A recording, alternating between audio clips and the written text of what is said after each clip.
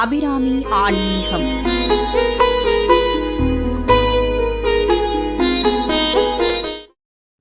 இந்த ஆண்டு டிசம்பர் மாதம் 17ஆம் தேதி மிகவும் முக்கியமான தவறவிடக்கூடாத நாளாகும்.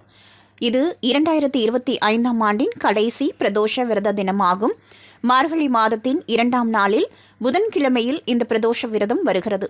அது மட்டுமல்ல, சிவபெருமானுக்குரிய பிரதோஷ விரதமும் முருகப்பெருமானுக்குரிய விசாகம் நட்சத்திரமும் ஒரே நாளில் இணைந்து வருவது கூடுதல் சிறப்புமிக்க நாளாகும். அதனால் இது முருகப்பெருமானின் அருளை பெறுவதற்குரிய நாளாகவும் கருதப்படுகிறது.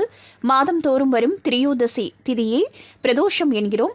இந்த நாளில் சிவபெருமானை வழிபட்டால் விருப்பங்கள் நிறைவேறும், அமைதியும் செல்வ வளமும் ஏற்படும், பாவங்கள் நீங்கும் என்பது ஐதீகம்.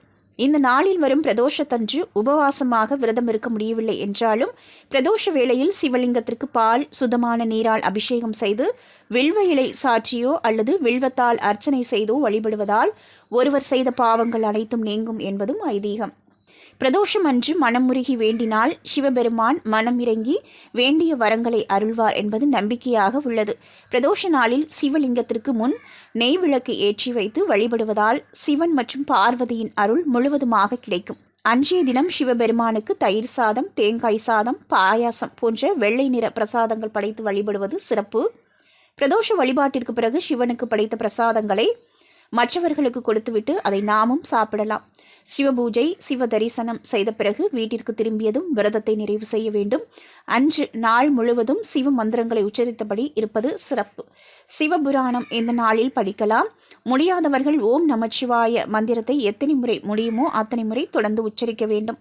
பிரதோஷ நாளில் சிவ வழிபாடு செய்வதுடன் தானங்கள் செய்வது மிகவும் விசேஷ பலன்களை தரும். குறிப்பாக ஆடை தானம் செய்வது நல்லது. ஏழைகளுக்கும் உதவி தேவைப்படுபவர்களுக்கும் உணவு, ஆடை போன்றவற்றை தானம் செய்வதால் சிவபெருமான் மனம் மகிழ்ந்து நமக்கு அருள் செய்வார் என்பது நம்பிக்கை. டிசம்பர் 17ஆம் தேதி வருவது மார்கழி மாத பிரதோஷம் என்பதால் இந்த மாதத்தில் சிவ வழிபாடு செய்வது மிகவும் சிறப்பானதாகும். மார்கழி மாதம் பெருமாளுக்கும் உரிய மாதம் என்பதால் இந்த மாதத்தில் சிவபெருமானையும் பெருமாளையும் சேர்த்தே வழிபட வேண்டும். இதுபோல பயனுள்ள ஆன்மீக தகவல்கள் மற்றும் ராசி பலன்கள், நட்சத்திர பலன்கள், அதற்குரிய பரிகாரங்கள் கேட்டு பயன்பெற எங்களது அபிராமி சேகர், ஆஸ்ட்ரோ சேகர், அபிராமி ஆன்மீகம் சேனலை லைக் செய்து உங்கள் நண்பர்களுக்கும் ஷேர் பண்ணுங்க.